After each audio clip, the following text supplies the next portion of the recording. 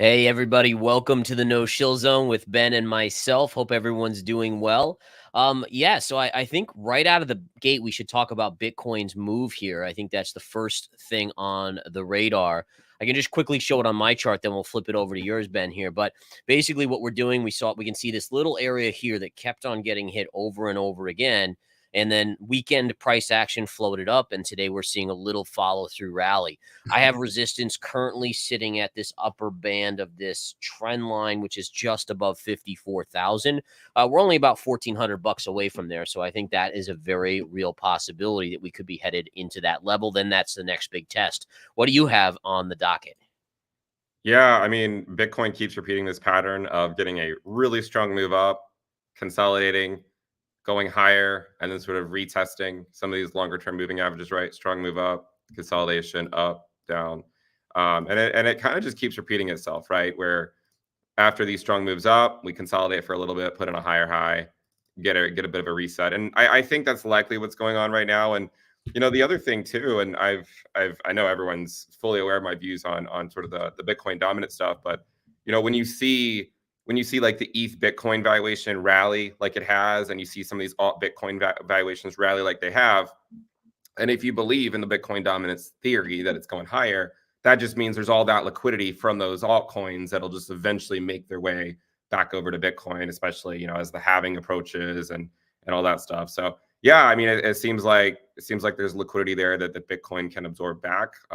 But we know that that's a long process, and the dominance has taken a bit of a hit recently. But when I see ETH Bitcoin rally back up to like 0.06, I just think to myself, all right, well, that liquidity will likely eventually make its way back over to Bitcoin. Are you concerned? And this is something I talked about this morning. Is that we've seen, even though the Fed is supposedly restrictive on their monetary policy, they instituted two procedures. Right, one was the emergency lending program. They started that in March of 2023. Because of the Silicon Valley Bank failures and a bunch of these banks failing. And essentially, it gave the ability for banks to borrow money at essentially zero interest rates or close to that. Right. And then basically supply themselves, and they could actually loan this money out at regular interest rates, right? That the Fed has announced that that's coming to an end. I think it's on March 11th or March 9th. And then the reverse repo market is another one. In fact, I have a chart of this here.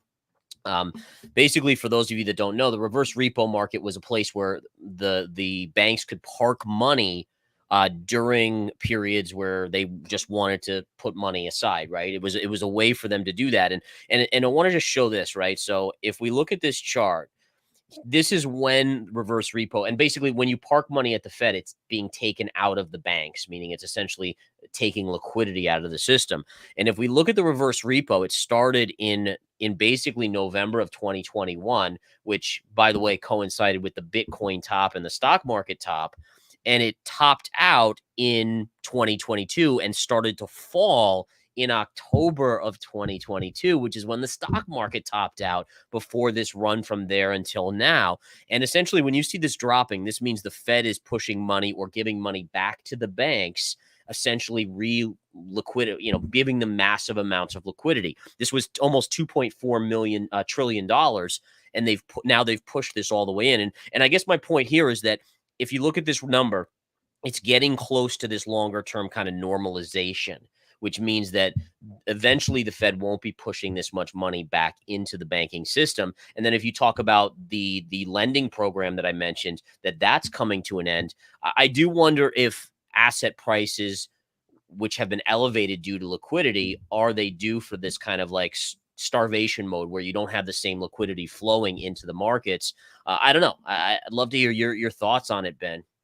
Yeah, I mean the reverse repo sort of, I guess, has been kind of like a stealth way for QE. I mean, it's it's sort of been able Right. to offset some of the QT that the Fed has been doing, and they've been sort of butting heads. But one thing that I like to look at, which by the way, I mean, it takes into account that metric, the reverse repo. This is the net liquidity. It's like an approximation of global net liquidity, and it's the Fed's balance sheet, subtract out reverse repo, because we know that they're adding liquidity by reducing that, and also subtract out the TGA. And then, by the way, add in the central. Sorry, I'm sick. Hi, buddy. that in the central banks of a lot of different other countries, and you get something that looks like this, and yeah, I mean, you can see that liquidity has been draining for, or has been slowly moving down for a while, although Bitcoin has deviated from that, right? Like Yeah. if we were to overlay this, you can see that, I mean, it's funny because we did the same exact thing last cycle, right? Where we follow net liquidity for a time, and then at some point we deviate away from it. Same thing happened last cycle. But where I think this liquidity stuff is more useful, is looking at how high risk assets bleed to low risk assets, right? Like look at this same chart, look at like the Russell divided Hmm. by NASDAQ. And when you look at the Russell divided by the NASDAQ, you can see that, I mean, as this has been going down over a long enough period of time, right? The Russell bleeds to the NASDAQ, right? The Yep. same thing, like, like total 3 divided by Bitcoin, same idea. I mean, these charts, I think these charts line up a little bit better, anyways, with that general idea. And so, yeah, I mean, my guess is that in the short term, I could see net liquidity going back up a little bit, um, Hmm. mainly because it's dependent on the dollar. Because if we're adding up the central bank balance sheets of all these other countries, it's dependent on the dollar, and the dollar is it's pulling back here in the short term, right? It's finding at Yep. least some resistance here at around the 20-week SMA, and I've said before, I think, this kind of reminds me of the whole Bitcoin dominance carving out a bottom.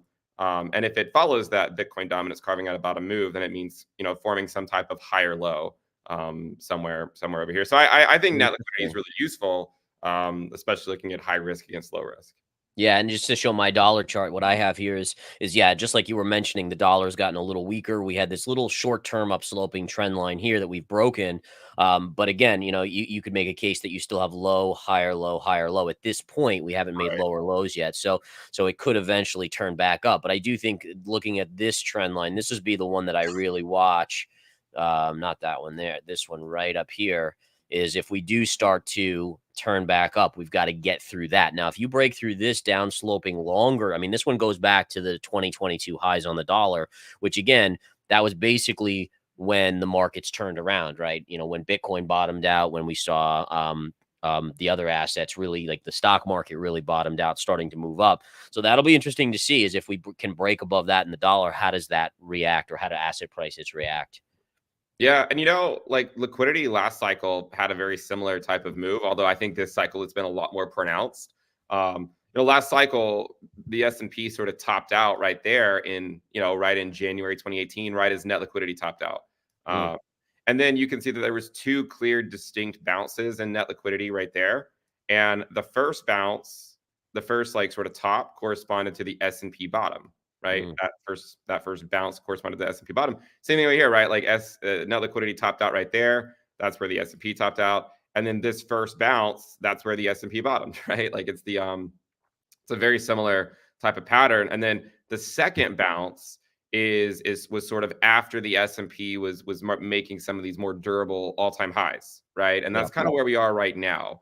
And then the question is if it continues to play out, it means, we have a few more weeks. The S&P gets another correction, maybe not that dissimilar from what we saw right there. Could also happen as the long end of the yield curve goes back up. Remember, the long end of the yield curve is what caused that move to the downside.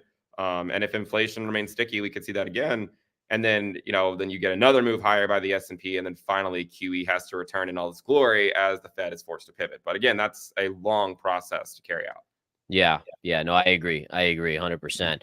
So are you thinking, I mean, we've seen Ethereum really rock and roll here. I mean, really amazing move on Ethereum, just continuing to power higher. Do you have any upside levels that you're thinking it could go to, based on the Bitcoin Ethereum chart or anything like that? Well, so I think I think ETH can top out when ETH Bitcoin goes below 0.049. So it's not really like a price per se because it's kind of a game of chicken, right? Like it's hard to know what the ETH valuation will be if and when ETH Bitcoin is below 0.049. But when we have a weekly close below 0.049 for ETH Bitcoin, that's where I think ETH USD will finally get a larger correction, right? So, right now ETH Bitcoin is back down to 0.059. And my guess, my guess is that ETH Bitcoin will likely top out, relatively soon. Probably it could even be this week. I don't know. But I do think it will slowly bleed back down, kind of like it did over here, kind of like it did back over here.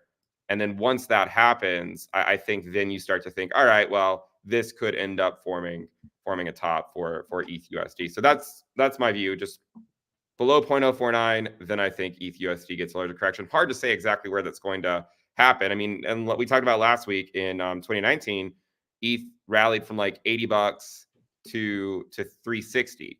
And this rally has been, 900 or maybe like 880, and it's all the way up to 3100. So, if it's emulating this as a sort of a 10x move from the low to the high, then there could still be a little bit more room for it. But again, it's going to be dependent on Bitcoin.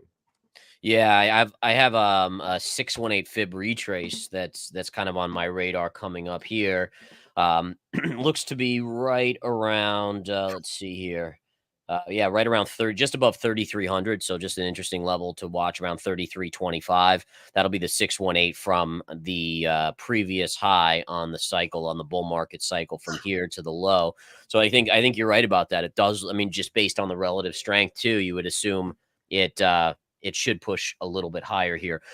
Any thoughts? What are your latest thoughts on any altcoins? Do you have anything that, I know your views in general are Bitcoin dominance, but I mean, do you think the altcoins are going to get another massive run, or do you think that when Solana hit 126 and change, was that a top for the cycle? I don't know, man. I mean, alts are a very risky business for sure. And I mean, Yeah. some of them are like, I mean, there was one last week. Was it Uniswap that just like went up Oh like yeah, in a day? that Um, was nuts. yeah, I mean, if you look at like all Bitcoin pairs, my view is that they are likely gonna sort of slowly turn this corner and come back down to the range lows. Yeah. Um, and One of the things sorry, well, I was going to say, one of the things I did notice is when we had like early last week before Nvidia earnings, we had some down days in the stock market where you saw the tech stocks even selling off. And it was interesting because Bitcoin didn't do much. It just kind of held steady, but the altcoins actually did make shorter near term lows, which just shows you that, the altcoins, yes, they can make you a fortune, but they are risk assets, right? I mean, they're the right. classic case of riskiest of assets. And so as long as the stock market is doing its thing, I mean, Nvidia, I think today is up on the day. They seem to be doing okay. But I do wonder if you start to see that bigger corrective move in stocks, do the alts take the biggest blow, which you would assume they would. One interesting thing about all of this is, I know we talk about a lot about like Bitcoin dominance, right? But I think that same principle can be applied to like other asset classes as well. And I'd be curious, like, what your thoughts are on the EV space, because Tesla Tesla hasn't really been doing that great in recent months, but we saw after earnings last week, we saw Lucid and Rivian take absolutely monstrous hits. And what's fascinating to me is, in the same way that I ultimately expect alts to revisit these lows against Bitcoin and ultimately likely break down, look at something like the Rivian valuation divided by the Tesla valuation.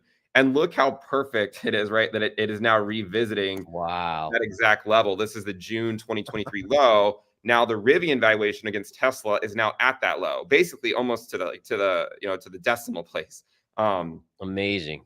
And so yeah, I think that this is kind of showing us the path for alt Bitcoin pairs, right? Like, this is what's likely going to happen. They're likely going to bleed back down to their summer 2023 low, and we're seeing this across various asset classes. And by the way, I mean, some of them are weaker and some of them are stronger, right? Like Rivian only just now got back down to this level, but if you were to like look at the Lucid Tesla valuation, it broke below that June 2023 low long ago, right? Showing that Rivian has been relatively stronger than Lucid, although they've both been relatively weak against Tesla. Interesting. Yeah, yeah. I was just brought up my Tesla chart, and I was just noticing this bigger wedge pattern that's really started back in 2020, the lows of COVID, and then again you could see the highs, how they just align. And this is just the coolest stuff for me with charts, is how, why did price stop here or here or here? It seems an arbitrary number, but it just all aligns perfectly. And basically, as a technician, you can watch this and say, okay, well, we're going to stay inside of this range, which is basically right now between 245 and 140, but eventually one of these lines will continue to come towards a head, right? I mean, if we Right. continue to extend them out, at some point, and we can even guesstimate it, looks like in March of 20, basically a year from now, the price will have had to have broken one way or the other. And then, you look at some of the economic data. Do we slip into a recession? Does that become a bigger issue? I mean, right now, at Right. least all the word I'm reading on this on news articles is that EVs are now out of, they're not in vogue anymore, right? It's Right. just the sales are slowing and all that. But then again, you throw a recession into the mix, where does that take Tesla? So again, I mean, the Right. beautiful thing about a wedge pattern is that when it breaks out, when it breaks down, and it's I very do clear on the chart. I do at least think Tesla will survive any, like, Yes. if there is a recession, I think they have a strong enough cash balance to survive. I think the harder thing is, do Lucid and Rivian and Neo, right? Do these other, Right. other EV companies, do they have enough to survive? Because a lot of them are, and by a lot, I think I mean like almost all of them are cash flow negative. Yeah, Um, and I would assume Rivian won't on its own. My guess is they're going to get gobbled up by Ford or GM. I mean, I was even an article I read this weekend that was talking about, hey, Ford or GM should just buy them, and so at these levels, it's so minimal, and then it can be an offering by Ford GM, one of many cars, maybe. But right. yeah, man, it's wild. Speaking of, let's talk a little gold real quick here. Sure. Gold today having a little bit of a pullback. But at least for me, I still, and just like you and Bitcoin dominance, it's me and gold. So we have our passion Well, plays here. it's the same idea, right? I mean, it's Same all about idea. the flight to relative safety, right? Gold or say Bitcoin relative safety over alts. Yep, exactly. That's what it is. That's what it is.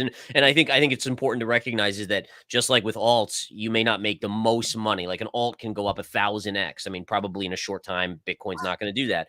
Gold's not going to do 100x in a year either. I mean, that would be shocking if it did. But again, it protects you against unforeseen issues where I do still think that like some of the charts that I was looking at this weekend are just, it's scary how addicted this economy is, and in the stock market and even the crypto markets are, to liquidity. And does that again reinvigorate inflation? I mean, we've seen, Right. and by the way, we'll get PCE numbers out this week, which will be the favored in number for the Fed. But does that also show an uptick? And I think I actually was noticing that the forecast is for an uptick in PCE. Now it doesn't tell us what the markets will do because the markets are expecting the uptick. But if it's more than expected, is all this liquidity that's still in the system going to reinvigorate inflation? And do we see the 1970s, possible move up again? A lot of people have been comparing it to the 1970s, but yeah, I mean, as far as gold, um, my sort of thought process on gold has been that if it gets above that 2070 level, these highs, I think that's a risk off signal, right? To risk assets, like if gold is breaking out. But the trick is that hasn't actually happened yet, right? And it's the same thing as like the ETH Bitcoin valuation hasn't actually broken down yet, and so until that happens, the market can continue on, right? It's just a game of chicken with the Fed, and the market continuously pricing in rate cuts, and then those rate cuts getting pushed further and further and further out. And by the way, I mean, as these rate cuts get pushed further out, that becomes very detrimental for these companies like these Rivians and these Lucids. Right. They need that a lot more than Tesla needs it, even though Tesla needs it too. Tesla can survive, right? Lucid and Rivian, they need that. Like, they need looser monetary policy. Yeah, But it's just on that same note. Sorry to interrupt, but people need to realize is not only do we have, I think, some crazy amount like $7 trillion in U.S. government debt that's maturing, that's going to have to roll over at much higher interest rates, but also we're talking about corporate debt, like you're talking about with these Rivians and these other players that a lot of times when they borrowed money a few years ago, 3 years ago, let's say, they were paying almost like less than 1% interest, and that's going to get rolled into what 4, 5, 6% on these corporate notes. It's going to be a huge drain on their ability to turn profits. right, one interesting thing I was looking at, because you mentioned like the whole fib retracement stuff earlier with regards to, I can't remember which one it was, but Ethereum, right? Ethereum. Yeah. What I thought was interesting is if you actually look at the fib retracement of ETH Bitcoin, like from that high to the low, what you'll see is it actually retraced between the 786 and the 1. Um, Mm, but the reason why it's interesting is because that level was slightly above the first high, but slightly below the second high, right? Like it didn't make a new high. Um, and so I'm curious, if you go look at like Bitcoin USD, again, I have no idea how high this is going to go before you get a larger pullback, but we're not that far away from the 786, right? yeah. Um, And you know, there were two peaks as well, just like with ETH Bitcoin, there were two peaks. ETH US, or yeah, the Bitcoin USD had two peaks.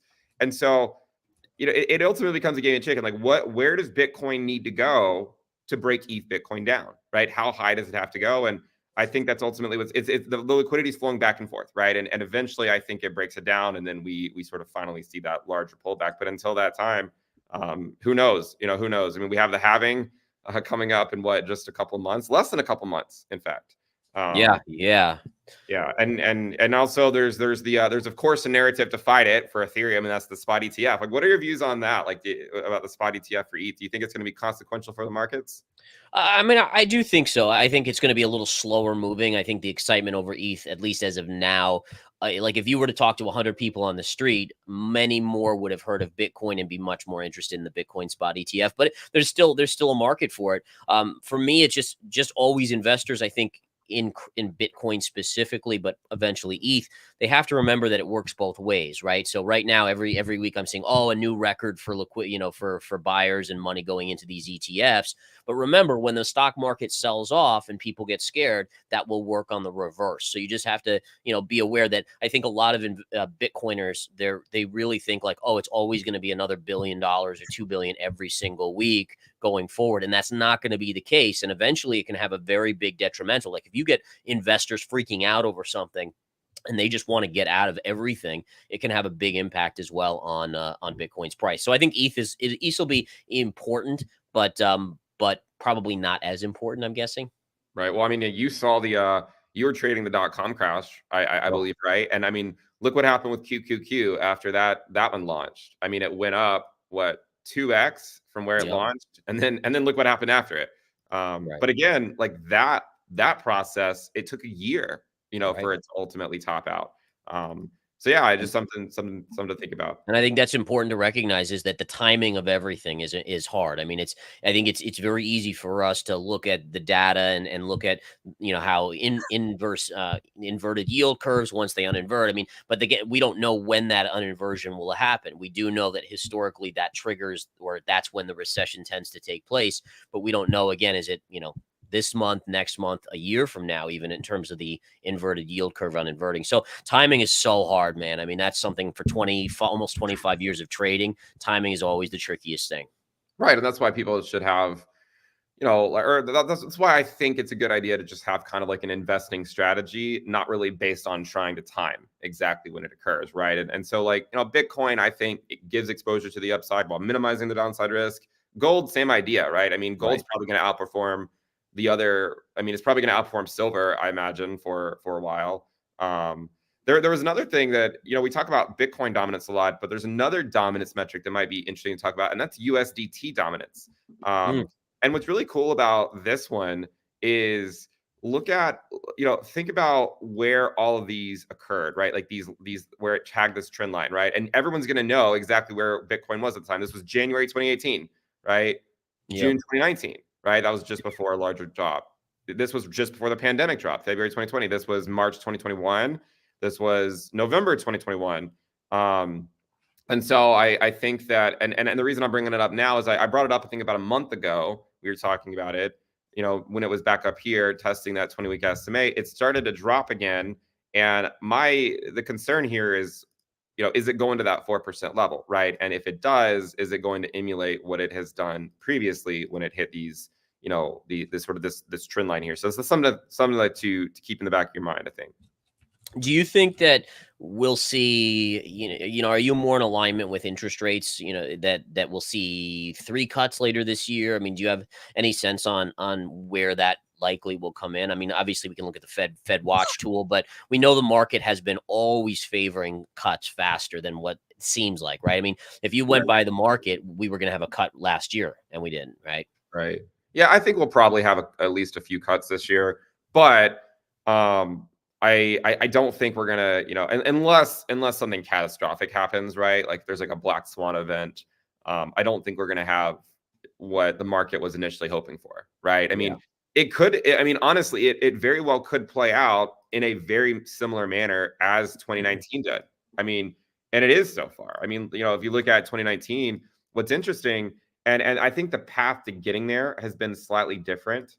which is why it might be sort of throwing people by surprise a little bit. But if you look at what happened the last time the Fed paused, Bitcoin dropped a little bit and then went on a fairly spectacular rally. And that rally did not end until just before the first rate cut arrived, right? And again, if you look at this cycle, look what happened, right? When the Fed paused, Bitcoin sold off, just like it did right there. And then it's gone on a rally. The main difference, though, is before the pause here, Bitcoin sold off 50%, right? Before this pause, Bitcoin was going up. But once the pause arrived, Bitcoin has been playing out in a very similar fashion, right? Drawdown and then just sort of a slow grind higher into 1 month before the first rate cut. So I don't know when the first rate cut's going to come. Maybe is May, could be June.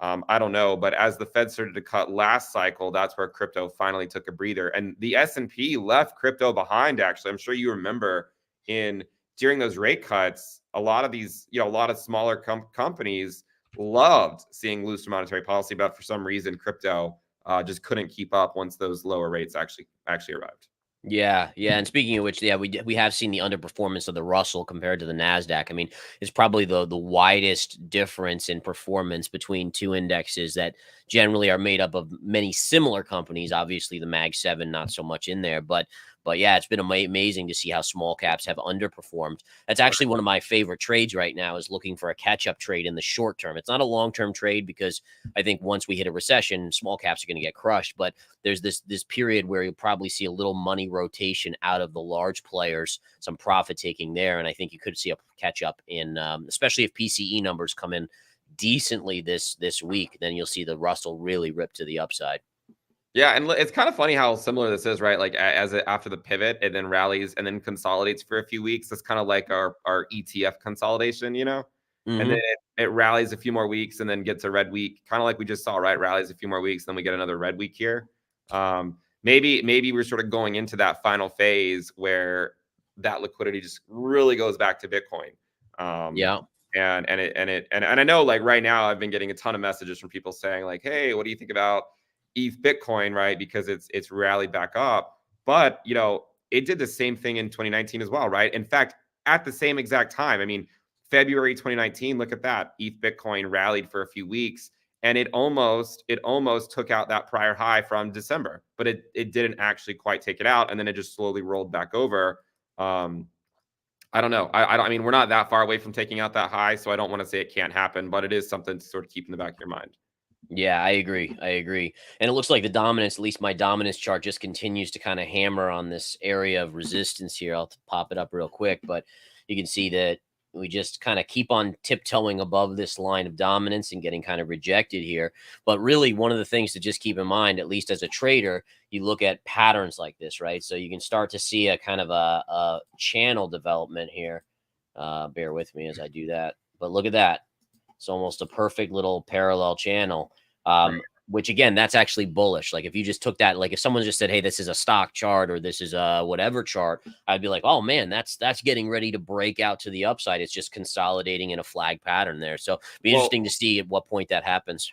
And if you go back, could you go to the February 2019, not on my chart, but on your chart, and do a very similar parallel channel, like in the first few months of 2019, right here?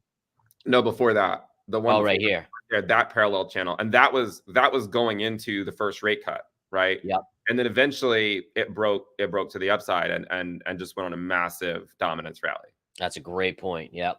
And it's amazing how these patterns repeat over and over again. Doesn't matter the asset class, folks. But again, if you learn to spot these patterns, it doesn't make you 100% trader. No one ever is, but it puts the odds in your favor, especially when you have a nice trend line to notice when the breakout occurs. That really is helpful as well. So yeah, very, very cool. You can even see right here, it looks like there was kind of it's a little steeper. I don't like the steeper ones quite as much, but it was kind of the same sort of thing. And then it broke out before it finally collapsed. And you can almost see here how once it got back inside, that's where that bigger drop happened. Like once it failed, once it broke back inside of the channel, that's where he really got hammered to the downside. So it's kind of what we would refer to as a failed breakout at that point. You get significant downside. Yeah, and I mean, that's sort of the argument with the dominant stuff is that you know, going back to hold this liquidity stuff, it was precisely last cycle where if you like overlaid, say, just the balance sheet of the Fed, right? I mean, that is where dominance finally topped after that, you know, after that final parallel channel. I mean, that's where it ultimately topped. I mean, yes, it did sweep the high later on, but I don't think that was nearly as consequential of a move as this one was, because this one was faded almost immediately. This one took like a year to fade back down.